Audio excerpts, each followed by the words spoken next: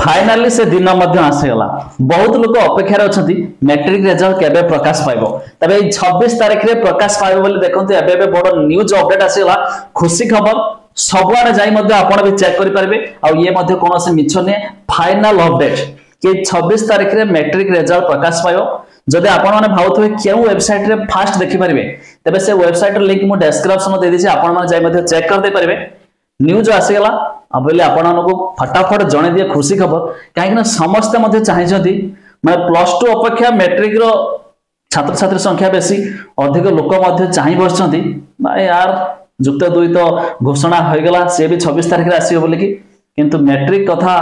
समस्ते माने चिंतार केबे बाहर फाइनाली से दिन आसीगला खूब शीघ्र आपण भी मैट्रिक रिजल्ट पाई परिबे मैट्रिक और +2 एका दिन रे मध्ये प्रकाश पाइबो गोटे वेबसाइट रे मध्ये आपण भी दुटी जाके रिजल्ट भी पाई परिबे वेबसाइट रो लिंक मध्ये दे दिछि डिस्क्रिप्शन ले 26 तारिख रे आपण समस्त रिजल्ट मध्ये पाई परिबे आ जते बेला आसी जिवो ता केमिति क्यों स्टेप रे मध्ये आपण देखि परिबे ता भी म आपण को एक प्रॉपर वीडियो रे मध्ये जणाई देबे तब तक लाइक करंतु शेयर करिन जो संग साथी मानको जणाई दियंतु कि भाई 26 रे कंफर्म डेट फाइनल डेट सब किछि